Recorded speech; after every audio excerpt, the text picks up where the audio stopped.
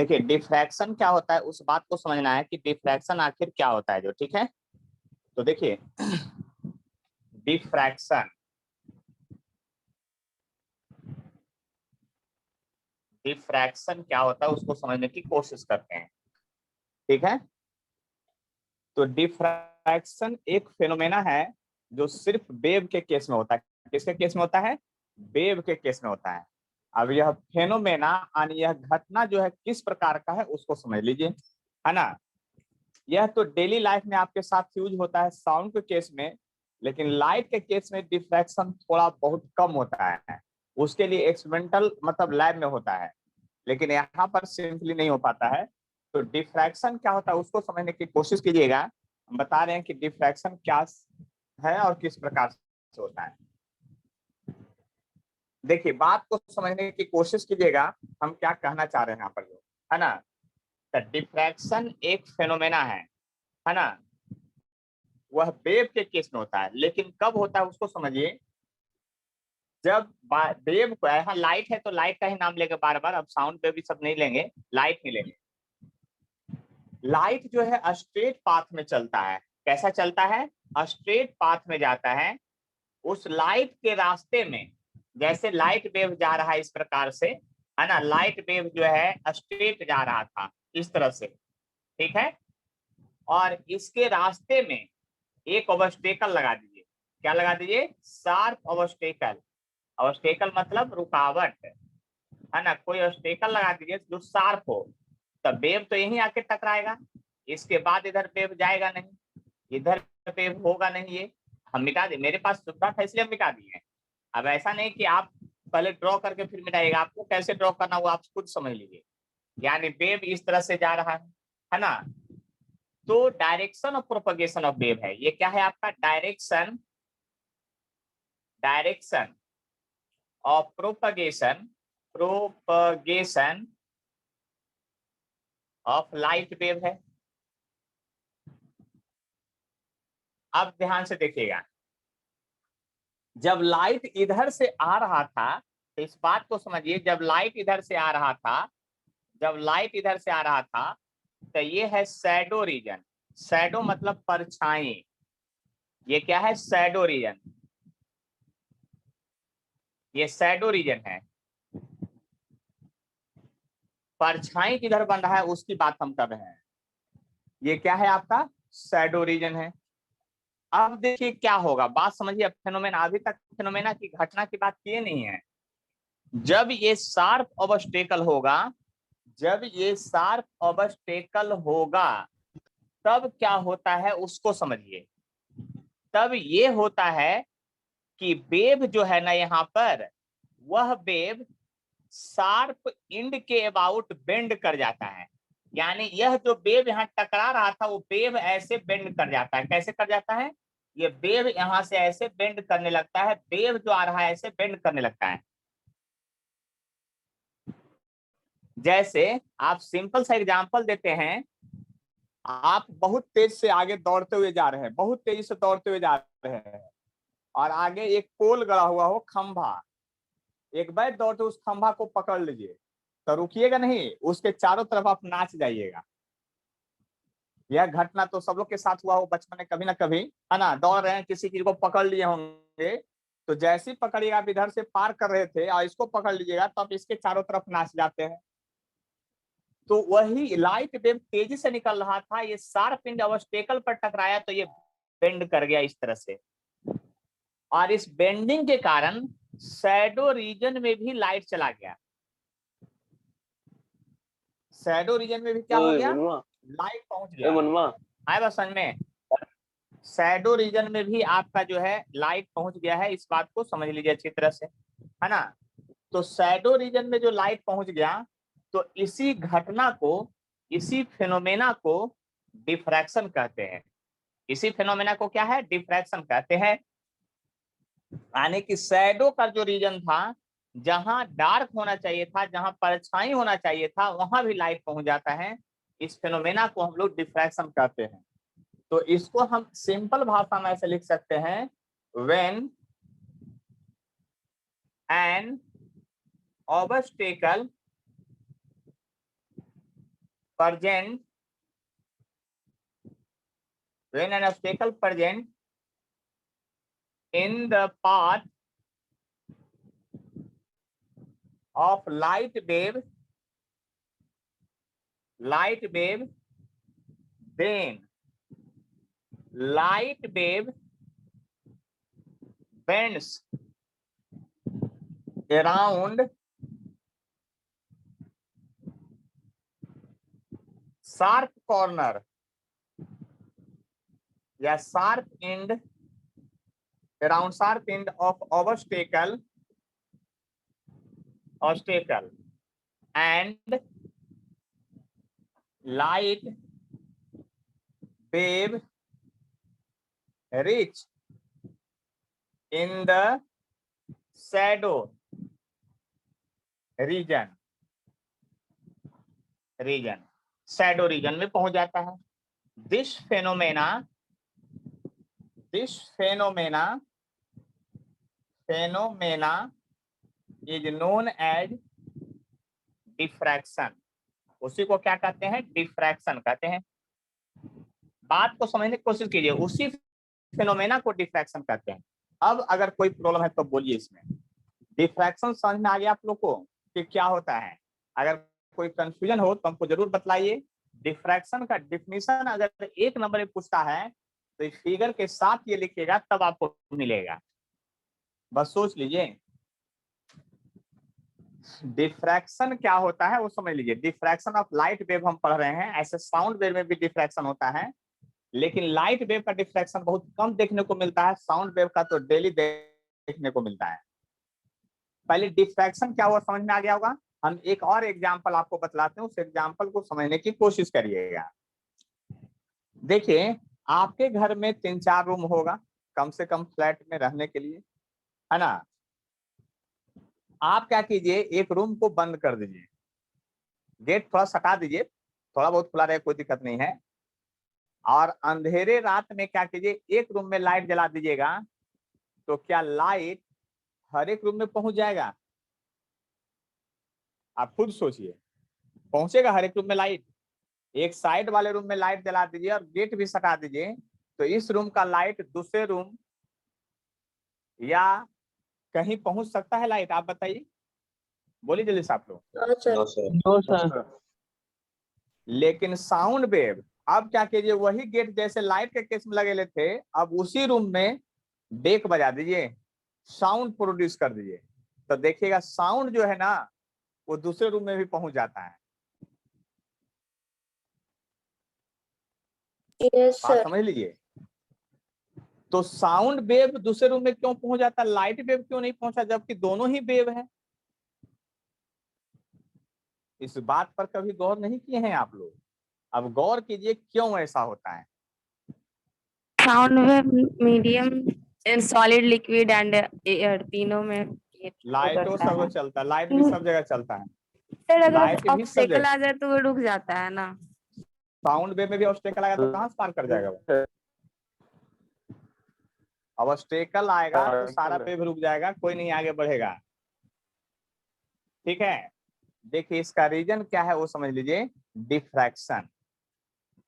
Sound wave में diffraction जल्दी हो जाता है, लाइट वेव में डिफ्रैक्शन नहीं होता है.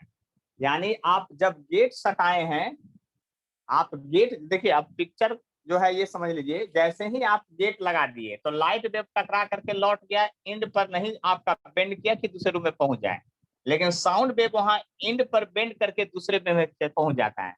और ऐसा इसलिए होता है कि डिफ्रैक्शन का कंडीशन ये है कि ये शार्प एंड का जो थिकनेस होना चाहिए ना, यानी नोट पॉइंट में लिख रहे हैं thickness of sharp end thickness sharp end is about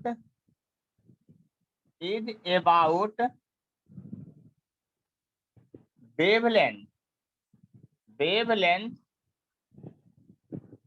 of wave. क्या लिखे समझ में आया? थिकनेस ऑफ शार्प एंड जो होना चाहिए, कैसा होना चाहिए डिफ्रैक्शन के लिए? Is about wavelength of wave for diffraction pattern, for diffraction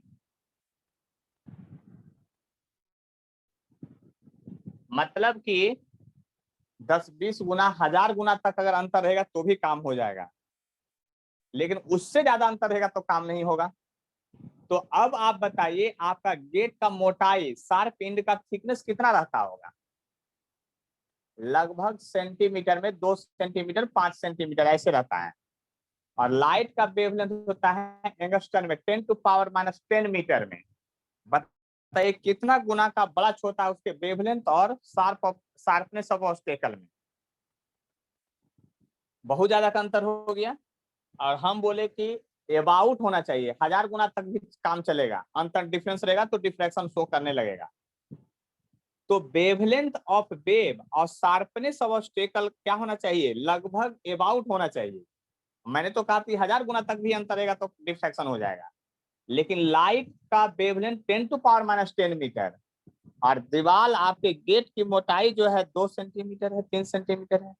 बताइए वहां पर डिफ्रैक्शन कैसे होगा?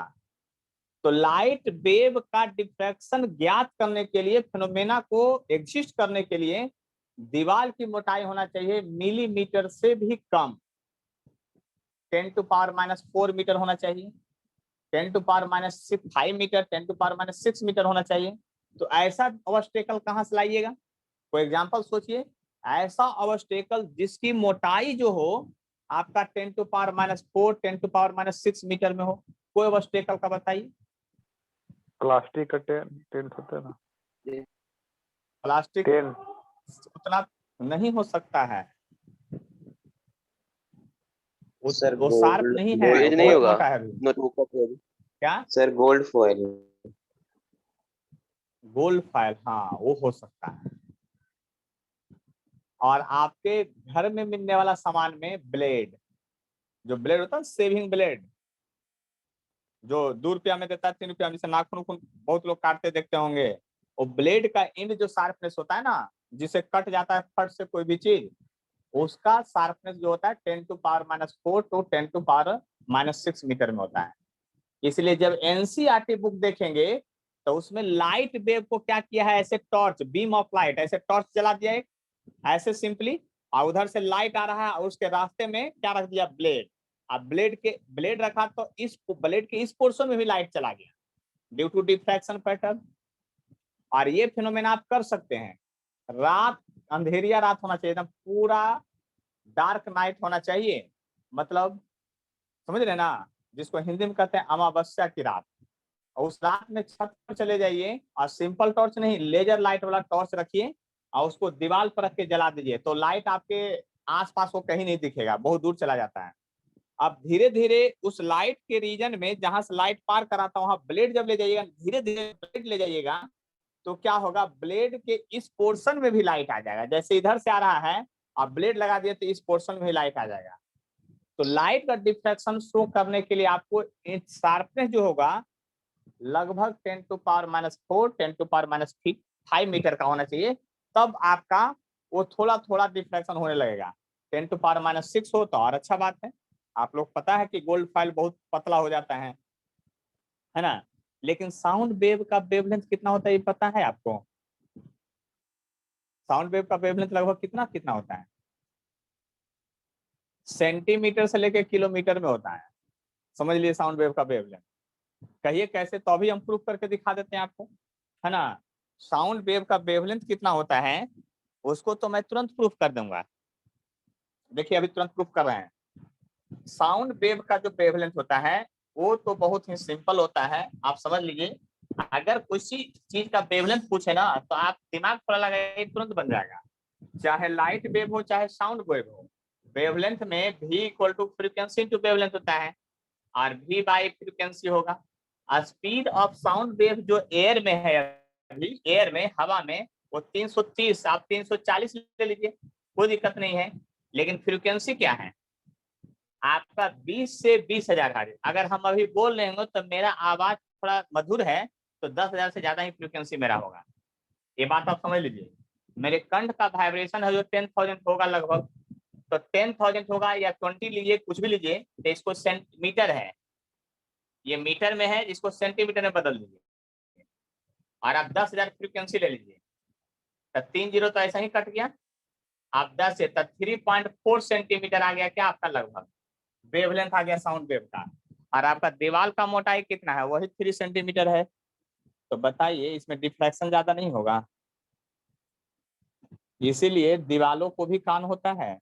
घर में बतियाइएगा रूम में बंद होके, थोड़ा होशियार हो करके पैक्ड रूम बनाइएगा, नहीं तो बतिया रहे हैं दूसरे रूम में आवाज जा रहा होगा, गेट कितना टाइट लगा दीजिए, हल्का सा भी होल होगा उससे साउंड वेव पार कर जाएगा, लाइट वेव पार करे चाहे नहीं, लेकिन साउंड वेव पार कर जाएगा। आए बात समझ में?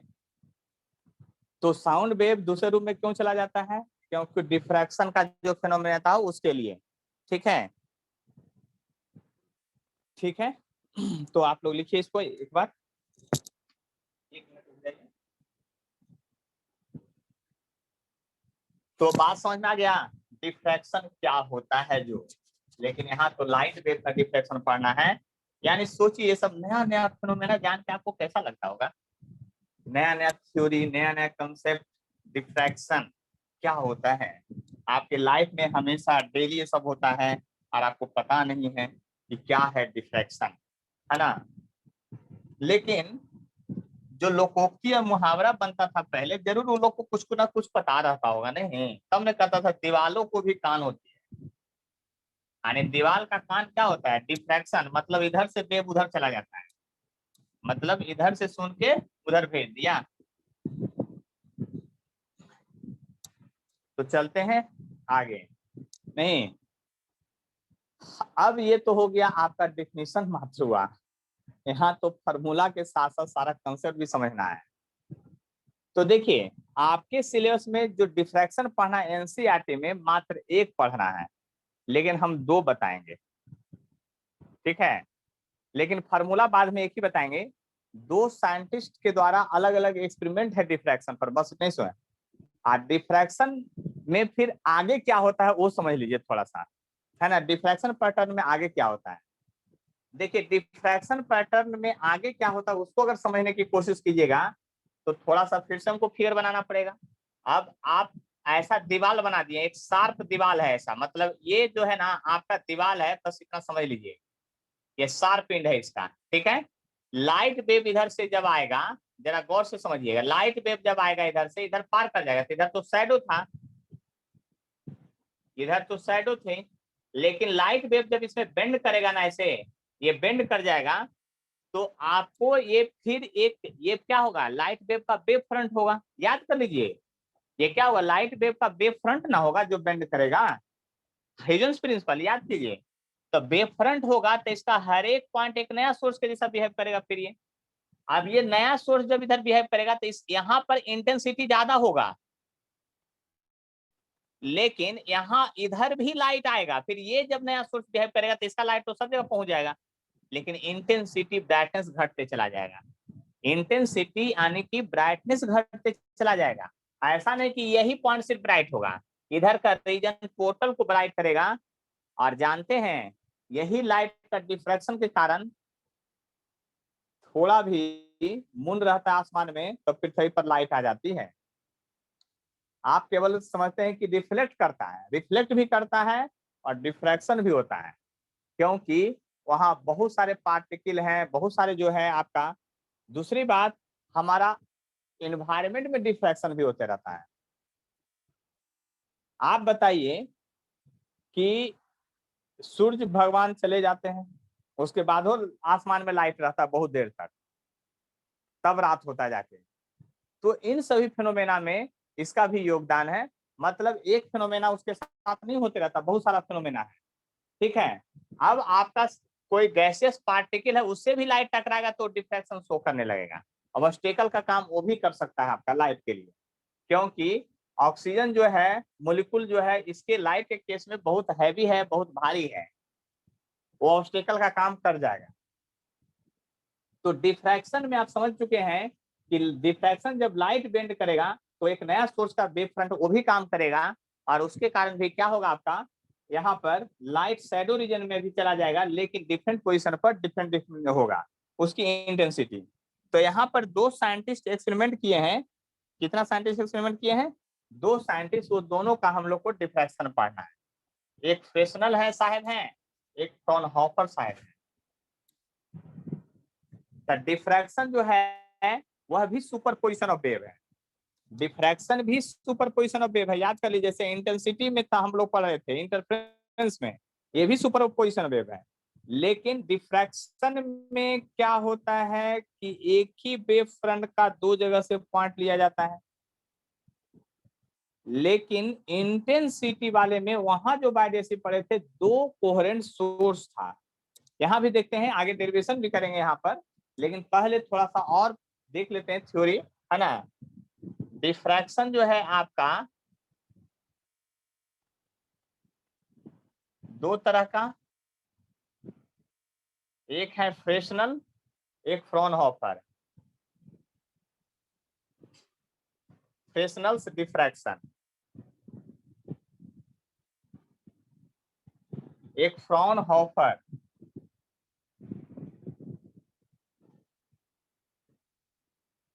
फ्रॉनहोफर्स डिफ्रैक्शन, ठीक है।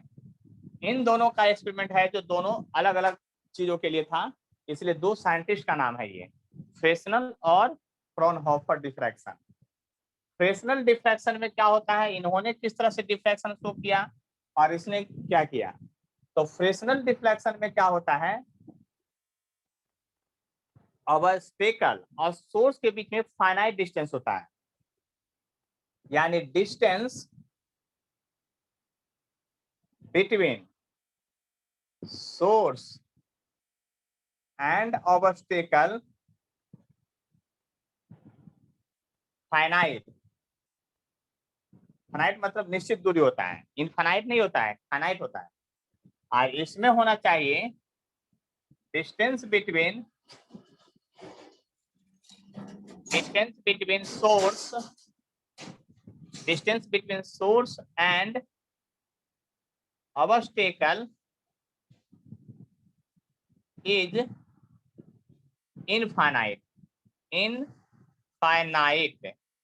infinite होता है। देखिए इस केस में जो है आपका स्फेरिकल वेव फ्रंट यूज होता है।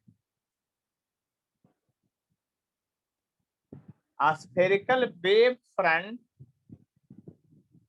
यूज फॉर एक्सपेरिमेंट, जबकि इसमें जो होता है प्लेन वेव फ्रंट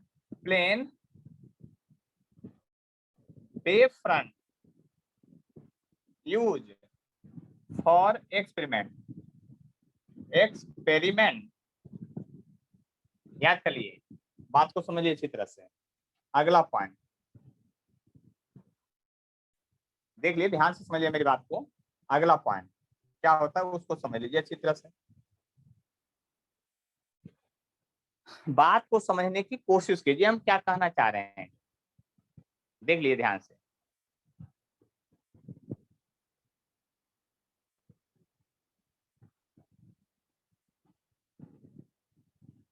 अब देखिए यहाँ पर का जो इसका एग्जाम्पल है वो है straight edge obstacle experiment. Straight edge obstacle experiment, यानी कि एक स्टेट ऑब्जेक्ट रहेगा और एक सोर्स रहेगा कहीं पर। यहाँ सोर्स से जो है लाइट ऐसे फैलेगा इस तरह से और यहाँ से टकरा करके डिफ्रैक्शन होगा। जबकि इसमें जो है एग्जाम्पल में है सिंगल स्लिट एक्सपेरिमेंट, और यही आपका सिलेबस में पढ़ना सिंगल स्लिट। अब डबल स्लिट तो पढ़ ही लिया हम लोग, अब सिंगल स्लिट में क्या पढ़ना है, तो ऐसा ही जैसे उसमें एग्जाम्पल ये था वैसा ही करना है, लेकिन इसमें एक ही स्लिट रहेगा, एक ही सोर्स रहेगा और इधर से प्लेन वेव फ्रंट आएगा और इधर टकरा करके फिर हम लोग स्टडी करेंगे। यानी बात समझ लीजिए, ये है आपका स्टिक एज ऑब्स्टेकल और उसमें सिंगल स्लिट एक्सपेरिमेंट, एक फ्रेस्नेल है एक फ्रॉनहोफर है, और इसको तो याद करना है, इसमें क्या समझना है? मेनली तो समझना सिंगल स्लिट एक्सपेरिमेंट, और सिंगल स्लिट एक्सपेरिमेंट बोर्ड के लिए भी बहुत इंपॉर्टेंट है और कंपटीशन के तो है ही, है ना। फिर क्वेश्चन बताएंगे तो उसमें आपको समझ में आ जाएगा कि डिफ्रैक्शन में क्या इंपॉर्टेंस है।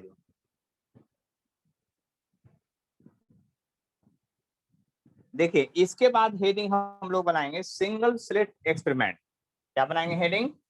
Single slit experiment.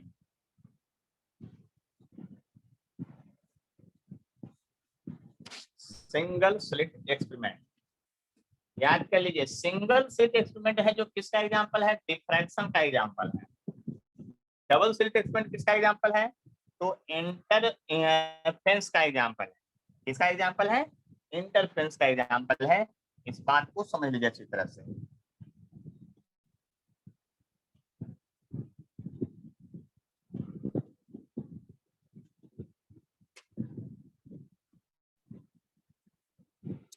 तो हम लोग देखते हैं सिंगल स्लिट एक्सपेरिमेंट आखिर क्या होता है उसको समझने की कोशिश करते हैं। सिंगल स्लिट एक्सपेरिमेंट, इसको देखने की कोशिश करते हैं सिंगल स्लिट एक्सपेरिमेंट को। देखिए सिंगल स्लिट एक्सपेरिमेंट में क्या होगा, यहाँ पर जो आपका इस तरह से रहेगा, है ना, और इधर स्क्रीन रहेगा। इधर क्या रहेगा? आपका स्क्रीन रहेगा। बात समझ लीजिए अच्छी तरह से। इसमें एक ही स्लिट होगा। स्लिट की संख्या जो है इसमें मात्र एक होगा। इस बात को समझ सकते हैं। फिगर को थोड़ा और बड़ा बनाना चाह रहे हैं हम, इसीलिए फिर से इसको मिटाए हैं। देखिए फिगर बड़ा नहीं बनेगा तो फिर आपको बात समझ में आएगी नहीं अच्छा से। देखिए यहाँ पर स्लिट जो है ना, ये ऐसे स्लिट बना रहे हैं। ये स्लिट है, यानी ये होल है आपका। ये क्या है? होल है। और इस होल के बीचों बीच पॉइंट ओ है और यहाँ से पॉइंट सी टकराया। ये सी है और ये पॉइंट ओ है। ये क्या है? पॉइंट ओ है। समझ लीजिए। अब ये सिंगल स्लिट जो है इस तरफ से होल है, और आपको पता है ये स्लिट का होल की लंबाई होगा मिलीमीटर से कम में, मतलब 10⁻⁻4 मीटर, 10⁻³ मीटर। जबकि ये जो है आपका फिर से वही है। फिर से वही मतलब ये distance between slit and screen है। और यहाँ पर स्लिट का विड्थ होता है। विड्थ ऑफ स्लिट मतलब डायमीटर ऑफ स्लिट जिसको कहते हैं। वो डायमीटर ऑफ स्लिट जो है आपका यहाँ पर वो S1 S2 होगा। क्या होगा? इसको A लिख सकते हैं, डायमीटर ऑफ स्लिट को, यहाँ से A, मतलब ये A दूरी होगा, हम यहाँ लिख देते हैं। D जो है आपका distance between slit and screen है। जबकि स्मॉल डी जो ए जो है आपका डायमीटर या विड्थ ऑफ स्लिट कहा जाता है। डायमीटर या विड्थ ऑफ स्लिट कहा जाता है इसको। ए को क्या कहा जाता है? डायमीटर या विड्थ ऑफ स्लिट कहा जाता है। और ए क्या है? यहाँ से यहाँ तक की दूरी है जो स्लिट की है। ये तो वेव फ्रंट, इसको क्या चाहिए? प्लेन वेव फ्रंट चाहिए ना। ये तो प्लेन वेव फ्रंट पर वर्क करेगा, क्योंकि अभी अभी हम लोग देखे थे। और सोर्स उसके लिए इनफाइनाइट डिस्टेंस पर होना चाहिए। तो अगर इनफाइनाइट डिस्टेंस पर सोर्स नहीं है तो भी अगर वर्क कराना है तो उसके लिए क्या कीजिए? इसके सामने एक सोर्स कहीं रख दीजिए और यहाँ पर एक कन्वेक्स लेंस लगा दीजिए। कौन सा लेंस? Convex lens. और कन्वेक्स लेंस के फोकस पर अगर ये पॉइंट आ जाए तो लाइट वेव जो निकलेगा यहाँ से ऐसे, लाइट वेव जो निकलेगा ऐसे यहाँ से इस तरह से सोर्स में जो स्फेरिकल वेव फ्रंट होगा और इसके फोकस पर रखे हैं, तो ये प्लेन वेव फ्रंट में अपने आप टकरा जाएगा, कन्वर्ट हो जाएगा। याद कीजिए वहां कन्वर्सन ऑफ हम लोग वेव फ्रंट पढ़े थे कि स्फेरिकल से अगर प्लेन वेव फ्रंट में कन्वर्ट करना हो तो लेंस के फोकस पर सोर्स रख दीजिए, तो स्फेरिकल सोर्स से वो प्लेन वेव फ्रंट में कन्वर्ट कर देगा। और जब प्लेन वेव फ्रंट यहाँ स्लिट पर आके टकराया तो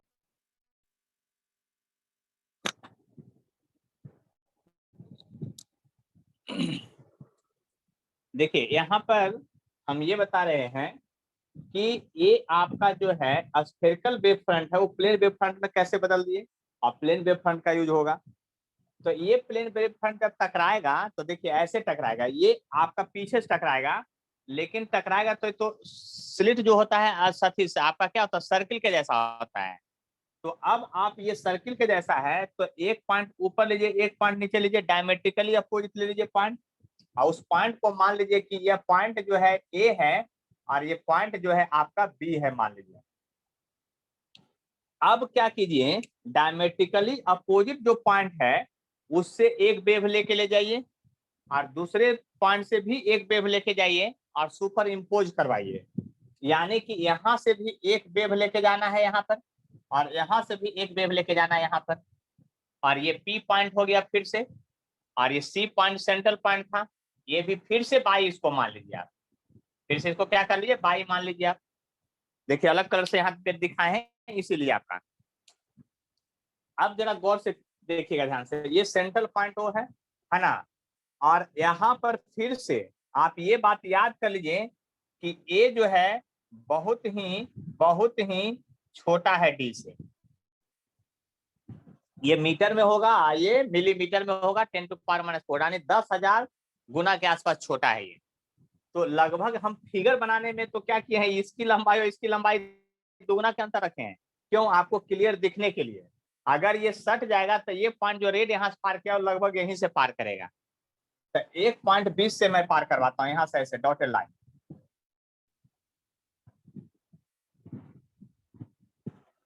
ठीक है ऐसे। तो अब देखिए ध्यान से, ये जो एंगल थीटा होगा, ये जो एंगल थीटा होगा और ये जो एंगल थीटा होगा वो दोनों सेम एंगल होगा, थीटा थीटा हो जाएगा सेंटर से। क्यों, क्योंकि हम बोले कि बहुत छोटा है इसलिए ये दोनों लाइन लगभग एक जगह से ही पार करेगा। तो ये अप्रॉक्स में एंगल, और ये एंगल जानते हैं कितना होगा, लगभग जो एंगल होगा ना 1 डिग्री से कम होगा। आपको दिख रहा है 60-70 डिग्री, लेकिन 1 डिग्री से कम होगा, क्योंकि एक्सपेरिमेंट जो करेंगे वो आपका फ्रिंज विड्थ भी आता है मिलीमीटर में और ये है मीटर में। तो सोचिए कि tan थीटा में लिखिएगा 1 मिलीमीटर बाई मीटर 10⁻³ बाई 1, तो 10⁻³ tan थीटा का वैल्यू 10⁻³ है, यानी 0.001 है, तो 1 डिग्री से छोटा होगा वो एंगल। सोच लीजिए ध्यान से, 0 नहीं होगा क्योंकि tan 0 होता है, लेकिन 0 और 1 के बीच में आएगा तो एंगल बहुत छोटा होता है। इन सभी बातों को ध्यान रखना पड़ेगा, क्योंकि एक्सपेरिमेंटल भी हो, इसमें मेरा कोई रूल नहीं है। जो एक्सपेरिमेंट साइंटिस्ट किया है उसको केवल हम एलोबरेट कर रहे हैं, आपको उसको समझाने की कोशिश कर रहे हैं। फिर से यहाँ पर वही होगा, यहाँ कंस्ट्रक्शन होगा, यहाँ से फिर से परपेंडिकुलर एक डाला जाएगा, यहाँ से एक परपेंडिकुलर यहाँ डाले हैं, देख लीजिए ध्यान से, और ये परपेंडिकुलर का नाम फिर से के डाल लिखे हैं, ये परपेंडिकुलर एक डाले हैं जो के लिखे हैं। और जरा गौर से कीजिएगा तो यहाँ पर फिर से एक लाइन ऐसे रेड से खींच रहे हैं, सीधा सीधा, डॉटेड नहीं, एकदम सीधा सीधा लाइन खींच दे रहे हैं। ये डायमीटर ए बी जो है डायमीटर है, अगर आप लिख रहे हैं कि डायमीटर ऑफ स्लिट ए है तो उसका नाम ए बी के बराबर हो गया। क्या हो गया, ए बी के बराबर हो गया। ए बी जो है वो डायमीटर ऑफ स्लिट है, और distance between slit and screen जो है आप ओसी लिख सकते हैं। यहाँ पर इसको लिख दीजिए कि ये ओसी के बराबर है। ओ से सी की दूरी जो है आपका distance between slit and screen है। इतना बात समझ में आ गया कि नहीं फिगर में, क्योंकि अब फिगर हम गंदा नहीं करेंगे, अब हम लोग आगे बढ़ेंगे। तो उसी के जैसा जैसे वाईडीएस में हम लोग पढ़े तो उसी तरह से देखिए, ये एंगल थीटा है तो वर्टिकली अपोजिट ये भी एंगल थीटा हुआ, देख लीजिए ये एंगल।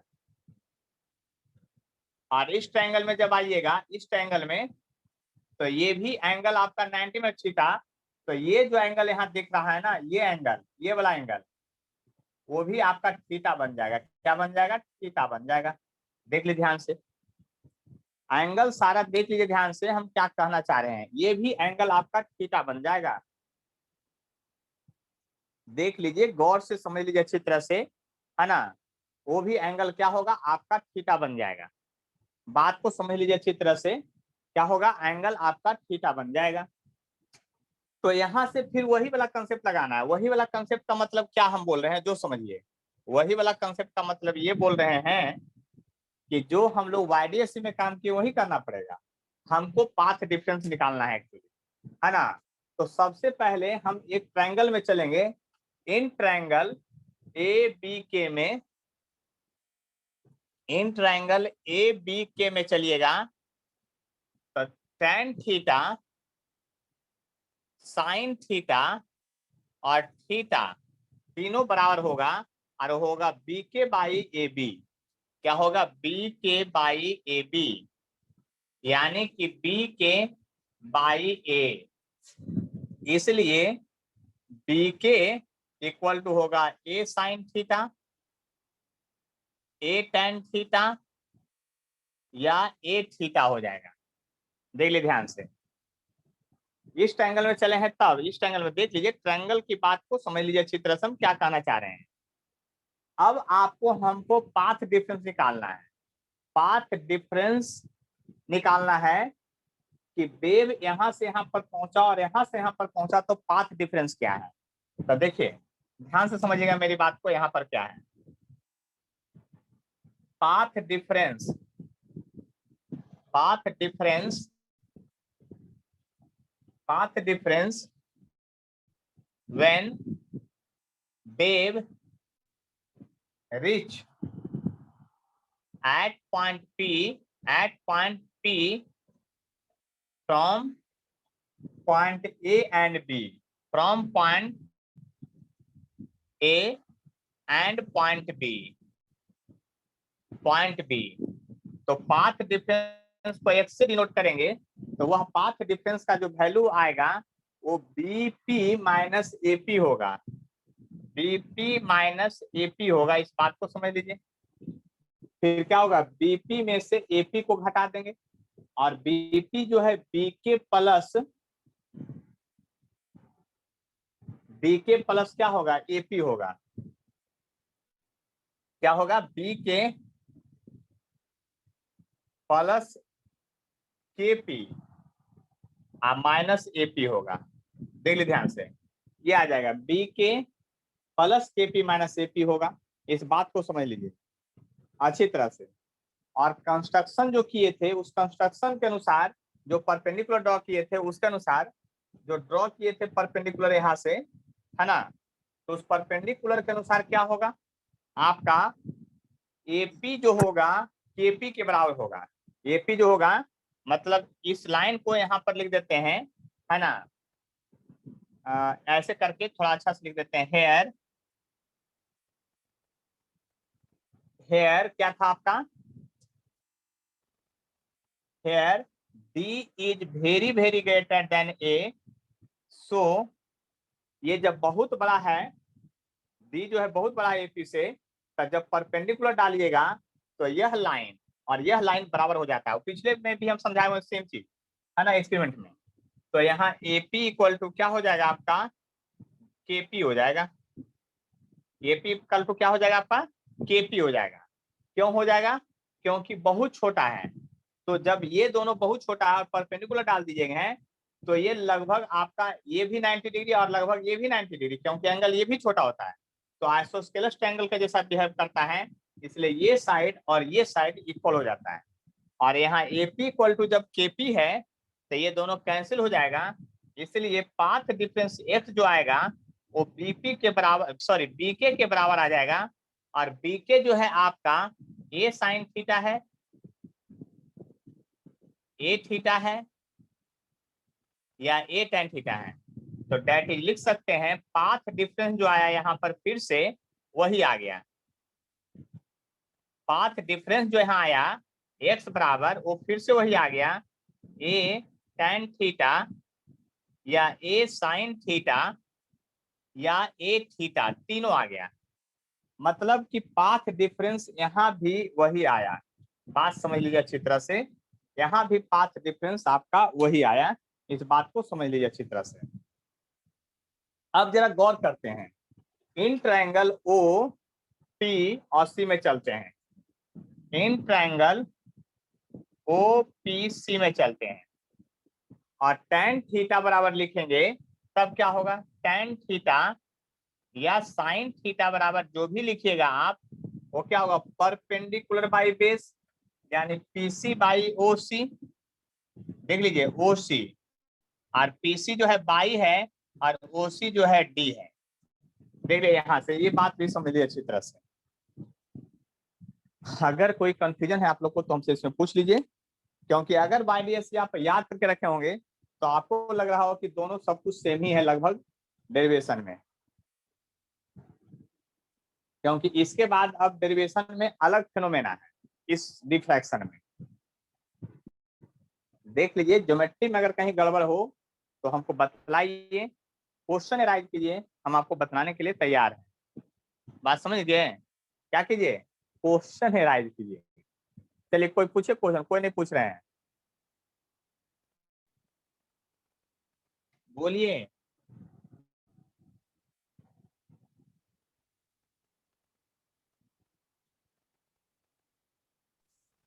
थीटा कैसे दी वहाँ पर सर? क्या थीटा थीटा वहाँ बोलिए पर बोलिए, क्या थीटा वहाँ थीटा कैसे दी वहाँ पर बोलिए इतना। कहाँ पर ट्रायंगल में बोलिए, कहीं कुछ बोलिएगा तब ना हम बताएंगे। ए बी के में सर। अच्छा डी टेन थीटा ये वाला नीचे वाला, नहीं नहीं सर, ए बी के वहाँ रेट से छोटा नहीं लिखे थे फिगर में सर।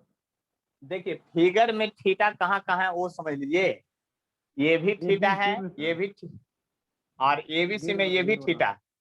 हाँ तो ये भी थीटा क्यों हो वो समझ लीजिए, अभी तो समझाए थे, ये थीटा है तो वर्टिकली अपोजिट ये एंगल थीटा हो जाएगा।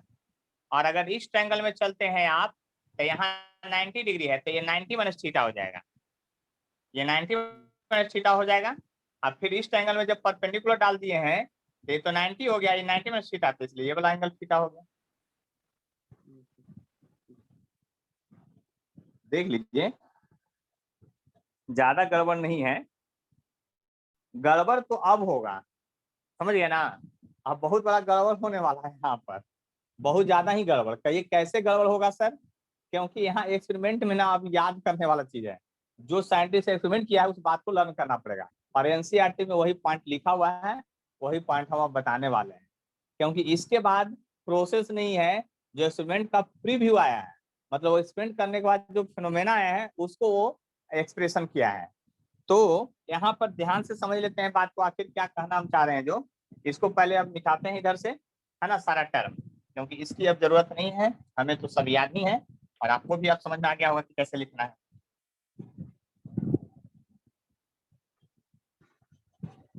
सिंगल स्लिप सब रहने दीजिए, केवल फिगर थोड़ा बहुत जरूरत है। और आप याद करके रखिए कि पाथ डिफरेंस जो आया है, ये साइन थीटा आया है, ये थीटा आया है, ये टेन थीटा आया है, और टेन थीटा और बाई बाई डी भी है, दोनों है।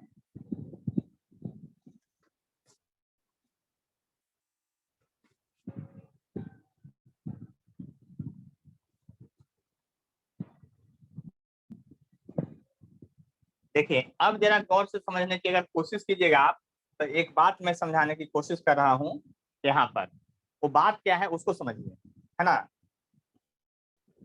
वो बात ये है कि अभी आप tan थीटा पढ़े थे, तो पाथ डिफरेंस जो आया था x, वो बराबर आप लिख सकते हैं, पाथ डिफरेंस बराबर a tan थीटा, और a tan थीटा का वैल्यू जो आया था a और बाई बाई डी था, ये वाला भी एक बात आ गया, a बाई बाई डी, यानी पाथ डिफरेंस का a बाई बाई डी भी फॉर्मूला आ गया, और पाथ डिफरेंस का a tan theta, a sin theta या a थीटा भी डिफरेंट है आपका, ये सारा है। इस बात को समझ लिए कि नहीं आप अच्छी तरह से। तो आगे बढ़ते हैं अब, है ना, और आगे बढ़ते हैं तो जरा गौर से समझने की कोशिश कीजिए हम क्या करना चाह रहे हैं। अब यहाँ पर एक्सपेरिमेंट में एक खेल है, उस खेल को समझना पड़ेगा आपको, और खेल ये है कि यहाँ पर साइंटिस्ट ने क्या किया है वो समझ लीजिए बात को अच्छी तरह से। साइंटिस्ट ने क्या है कि अगर मिनिमा चाहिए आपको, अगर क्या चाहिए आपको, मिनिमा चाहिए, एक सेकंड रुकिए तो इस तरह से समझ लीजिए हम क्या कहना चाह रहे हैं जो, है ना। तो ये tan थीटा है और ये sin थीटा है। तो अब जरा गौर से समझिए, यहाँ साइंटिस्ट ने क्या किया है उस बात को समझने की कोशिश कीजिए, है ना। साइंटिस्ट ने क्या किया है कि अब यहाँ पर उन्होंने, सबसे पहले हम यही बात बताए हैं, क्या बात बताया कि उन्होंने क्या किया, तो साइंटिस्ट ने सबसे पहले ये काम किया कि अगर मिनिमा चाहिए तो इस स्लिट को 2 पार्ट में डिवाइड करना पड़ेगा, अगर मैक्सिमा चाहिए तो फिर 3 पार्ट में डिवाइड करना पड़ेगा, फिर अगला अगर मिनिमा चाहिए तो 4 पार्ट में डिवाइड करना पड़ेगा, अगर अगला मैक्सिमा चाहिए तो 5 पार्ट में डिवाइड करना पड़ेगा, अगर अगला मिनिमा चाहिए तो 6 पार्ट में डिवाइड करना पड़ेगा, उसके अगला मैक्सिमा चाहिए तो 7 पार्ट में डिवाइड करना पड़ेगा। लेकिन आपके सिलेबस में एक ही पार्ट तक पढ़ना है, यानी कि अगर फर्स्ट मैक्स मिनिमा चाहिए तो स्लिट को 2 इक्वल पार्ट में डिवाइड करना पड़ेगा, और अगर फर्स्ट मैक्सिमा चाहिए तो स्लिट को 3 इक्वल पार्ट में डिवाइड करना पड़ेगा, अगर सेकेंडरी मिनिमा चाहिए तो स्लिट को 4 पार्ट में डिवाइड करना पड़ेगा। आए बात समझ में? क्या होगा आपका? 4 पार्ट में डिवाइड करना पड़ेगा। इस बात को समझ लीजिए अच्छी तरह से, कोई अगर प्रॉब्लम है तो बताइए। स्लिट को कितना पार्ट में डिवाइड करना पड़ेगा? आपको 4 पार्ट में डिवाइड करना पड़ेगा। इस बात को समझ लीजिए अच्छी तरह से। आए बात समझ में? तो ये एक्सपेरिमेंट में जो है व्यू ना, आपको थोड़ा सा लर्न करना पड़ेगा, क्योंकि एक्सपेरिमेंट किसी के द्वारा किया गया है और उसके रिजल्ट को हमको याद करना है ना। इसमें कुछ याद भी करना पड़ेगा, लेकिन फाइनल जो फॉर्मूला आएगा ना, वो फॉर्मूला बहुत सिंपल आता है, उसमें ज्यादा कोई कष्ट नहीं होता है। ठीक है, तो बात को समझने की कोशिश कीजिए हम क्या कहना चाह रहे हैं।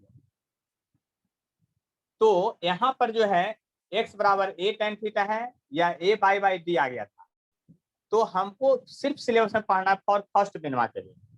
तो for first minima slit divided into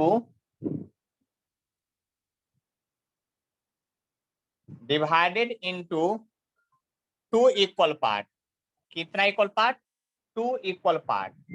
इस बात को समझ लीजिए, स्लिट डिवाइडेड इनटू आपका 2 इक्वल पार्ट। इस बात को समझ लीजिए अच्छी तरह से। आए बात समझ में? Slit divided into 2 equal part. कितने पार्ट में डिवाइड किया गया है? आपका 2 इक्वल पार्ट में डिवाइड किया गया है। इस बात को समझ लीजिए अच्छी तरह से। तो जब स्लिट 2 इक्वल पार्ट में डिवाइड किया गया है, तो अब पाथ डिफरेंस क्या होगा? देखिए ध्यान समझिएगा, ध्यान समझ लीजिएगा। यहाँ पर 2 इक्वल पार्ट में डिवाइड किया गया स्लिट को। जब स्लिट को 2 इक्वल पार्ट में डिवाइड किया गया है, यानी कि ये स्लिट को आधा पार्ट इधर से वेव जाएगा, आधा पार्ट इधर से वेव जाएगा, मतलब इस पार्ट का वेव और इस पार्ट का वेव। और ऐसा क्यों किया गया उसका रीजन समझिए।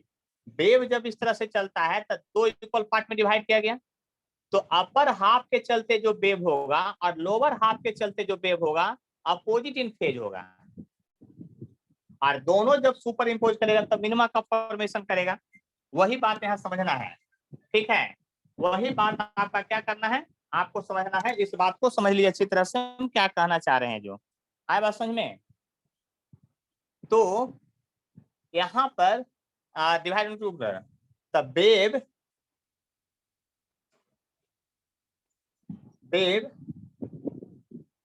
Coming from both part are opposite in phase,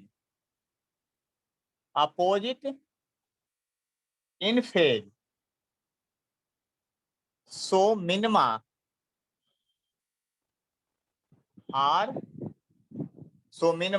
obtained।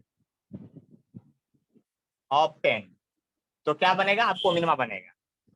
तो अब देखिए ध्यान से समझिएगा, जो आप पाथ डिफरेंस समझते थे, यहाँ जो आप पाथ डिफरेंस समझते थे, है ना, तो अब पाथ डिफरेंस जो यहाँ होगा, पाथ डिफरेंस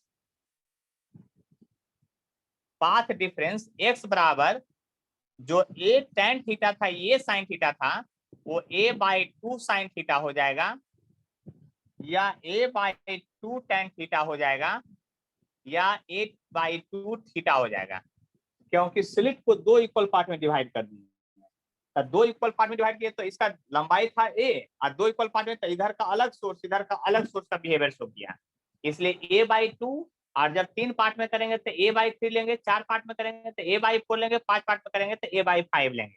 लेकिन आपको एक ही तक पढ़ना है, इस बात को समझ लीजिए। तो ये पाथ डिफरेंस आ गया। ऑल्सो आप क्या समझते हैं? फॉर यहाँ मिनिमा बना, फॉर डिस्ट्रक्टिव इंटरफेरेंस के लिए देखिए ध्यान से समझिएगा, फॉर फर्स्ट मिनिमा के लिए, for first minima path difference x बराबर क्या होना चाहिए, λ/2 चाहिए।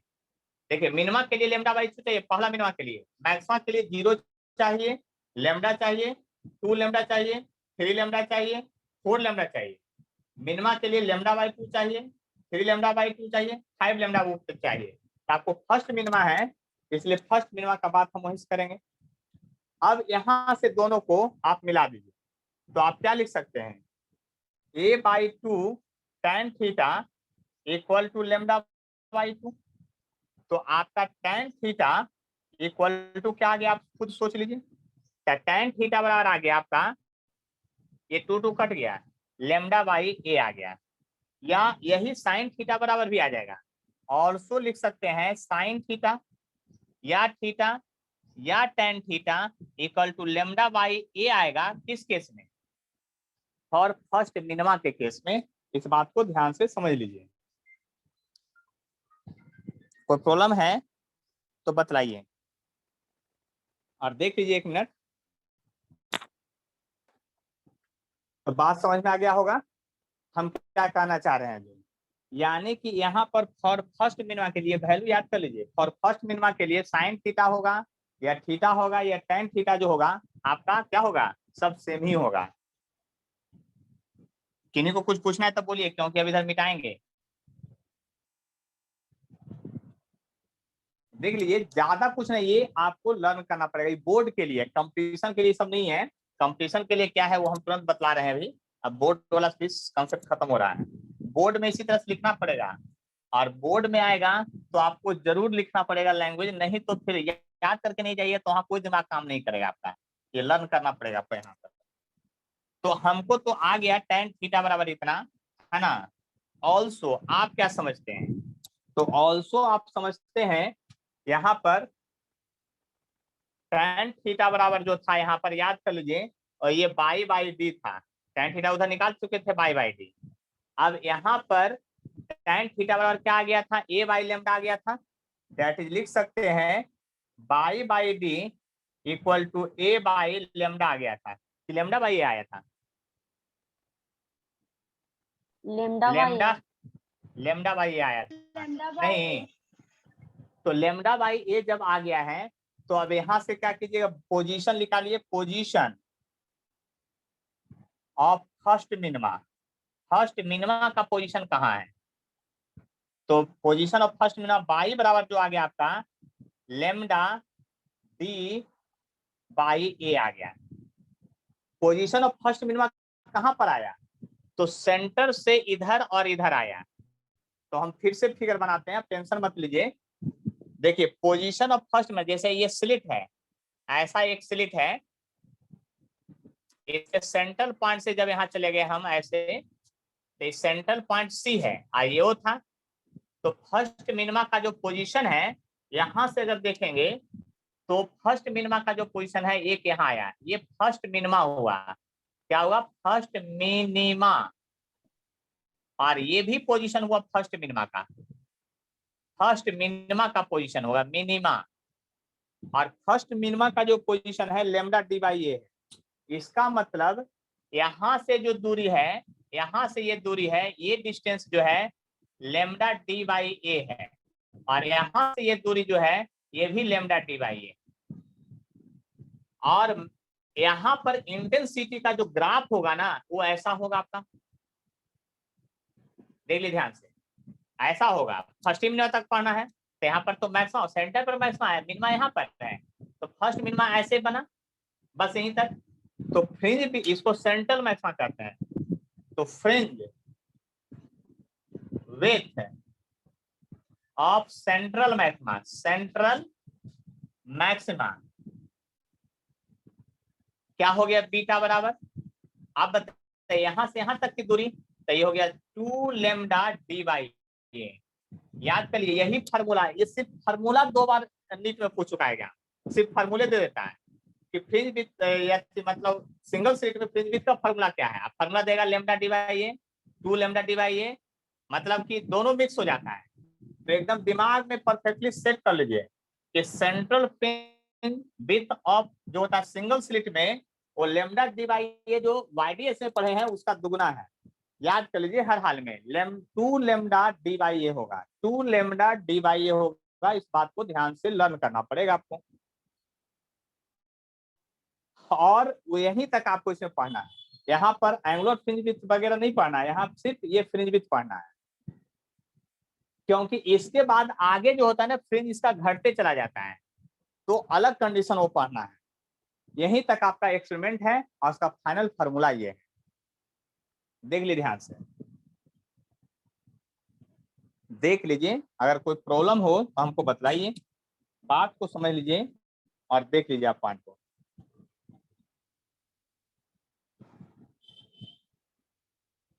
ठीक है, तो अब क्वेश्चन की बारी होगी इसके बाद, चूंकि तो इसको मैं मिटाता हूं, है ना। तो आप लोग असाइनमेंट निकालिए, थोड़ा क्वेश्चन हम लोग देखते हैं, और इसमें अभी थोड़ा सा और है बाकी theory, difference between YDSC and single slit, वो भी बताएंगे। लेकिन पहले 1-2 क्वेश्चन कर लेते हैं, तब ना मजा आएगा, ऐसे मजा तो आएगा नहीं फिर। यानी कि आपको क्या ध्यान में रखना है, ये बात समझ में आ गया कि फ्रिंज विड्थ जो होगा हर हाल में वाईडीएससी में, उसका फॉर्मूला होगा 2 लैम्डा डी बाई ए होगा, है ना। एक ही तक पढ़ना ही है आपके सिलेबस में, बाकी थोड़ा सा और इसका एक्स्ट्रा नॉलेज देंगे, क्योंकि नीट में कभी कभी इसके आगे भी जाके पूछा है, तो उसको बाद में बात, पहले यहाँ तक का कंसेप्ट क्लियर होगा तब ना आगे की बात करेंगे हम लोग। तो जरा गौर से समझने की हम लोग कोशिश करते हैं कि आखिर क्या है जो,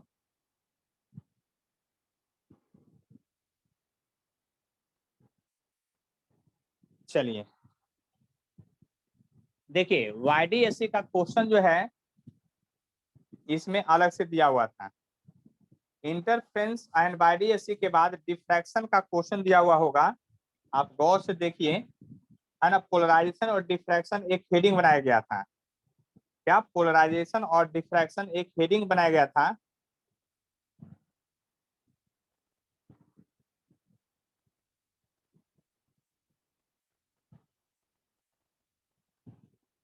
देख लीजिए ध्यान से, इसमें मैं जो कहूंगा वो क्वेश्चन आपको देखिएगा।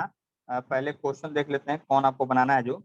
चलिए 7 नंबर क्वेश्चन देखिए आप लोग, मतलब पोलराइजेशन और डिफ्रैक्शन में 7 नंबर क्वेश्चन देखिए कि देखिए क्या पूछा है। 7 नंबर क्वेश्चन 2015 नीट में आया हुआ है।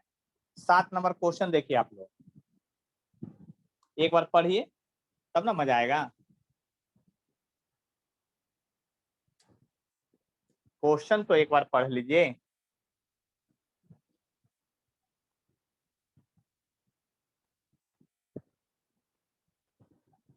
एक बार क्वेश्चन तो पढ़ लीजिए अच्छा से।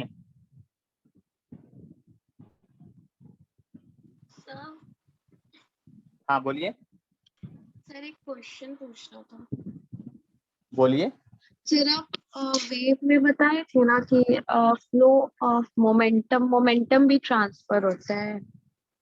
हाँ सर तो और फिर सर आगे लिखाए थे there is no transfer of mass, तो सर मोमेंटम तो एम भी होता है ना, तो मास का तो ट्रांसफर होगा। और वो हम बताएंगे, एक चैप्टर और पढ़ना है 12th में, वेव 8वां नंबर चैप्टर है आपका फर्स्ट बुक का, उसमें सब प्रूफ कर देंगे कि बिना मास का मोमेंटम कैसे ट्रांसफर होता है। यानी लाइट जो आपसे टकरा रहा है, रूम में जो बल्ब जलाए हैं ना, वो भी आप पर फोर्स लगा रहा है।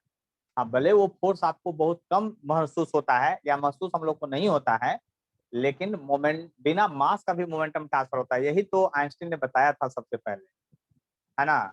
इसी सब चीज के लिए तो उसको नोबेल प्राइज मिला था, है ना, जो फोटोन का टर्म दिया था उसके लिए।